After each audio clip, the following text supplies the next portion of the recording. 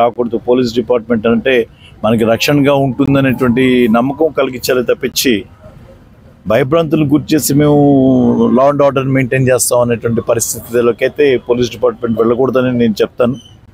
ఆ క్రమంలోనే మరి మార్నింగ్ నేను డిఎస్పీ గారితో మాట్లాడడం జరిగింది.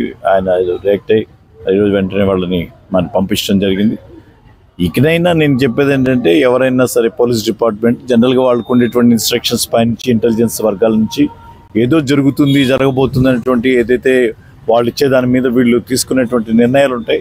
కాబట్టి ఏదైనా చేసేటప్పుడు మనం ఏ ప్రాంతంలో ఉన్నో దాని మీద ఎంతవరకు వెళ్ళొచ్చు, నాయకులు ఎలాంటి వాళ్ళు ఏ రకంగా ఉంటారు అనేటువంటి కొంత అవగాహనతో ముందుకు వెళ్ళటం అనేది మంచి విషయం. లేకపోతే ఇది ఇక్కడితో ఆగదు. ఈరోజు వాళ్ళు చేశారని చెప్పి రేపు మేము చేసి మళ్ళీ ఎల్లుండి వాళ్ళు వాళ్ళు చేసి ఇదంతా మంచి కల్చర్ కాదు. కాబట్టి ఎంతవరకు ఒక నోటీస్ ఇచ్చి దాని వరకు అలర్ట్ చేసుకోవటం వరకు కొంతవరకునేవి, కానీ ఇంటి దగ్గర నుంచి ఇంట్లో వాళ్ళు కూడా చెప్పకుండా, దేనికి తీసుకెళ్తున్నారో చెప్పకుండా, ఎందుకు రమ్మంటున్నారో చెప్పకుండా తీసుకొని వచ్చి ఇంతసేపు మరి అందరినీ ఎంతోమంది ఆవేదన చెంది అందరూ వచ్చారు.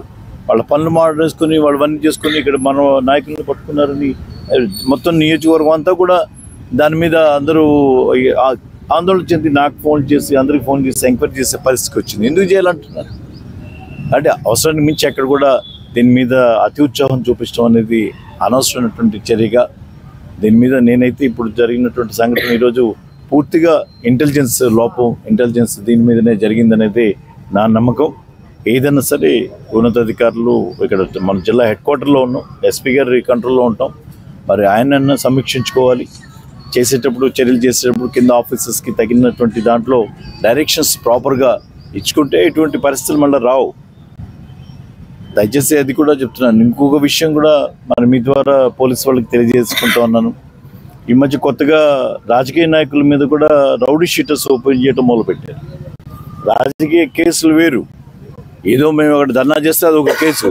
అలాంటి కేసులు 4 కాగానే మీ మీద 4 కేసులే రౌడీ షీట్ ఓపెన్ చేస్తూ ఉంటే, రౌడీ షీట్ ఓపెన్ చేసి సోషల్ మీడియాలో 4 పోస్టులు పెడితే దాని మీద రౌడీ షీట్ ఓపెన్ చేసి ఎవరినో కౌన్సిలింగ్ చేయాలన్నప్పుడు రౌడీలతో పాటు రౌడీ షీటర్స్తో పాటు రాజకీయ బాధితులు ఒక పక్కన చెప్పాలంటే అది వాడు ఎందుకు పెట్టాడో మాకే తెలియదు.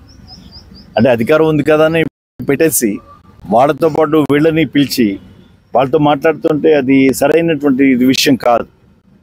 కాబట్టి ఇలాంటివన్నీ కూడా జరగకుండా ఎవరిని దేనికి ఏ రాజకీయ ఒత్తిళ్లతో ఎవరు ఏవి చేసినా కూడా మనం విచారించేటప్పుడు వ్యవహరించేటప్పుడు మనం చాలా జాగ్రత్తగా పద్ధతిగా కొన్ని విషయాల్లో ఆచితూచి వెళ్ళటం అనేది మరి మంచి పద్ధతిగా చెప్తా ఉన్నాను.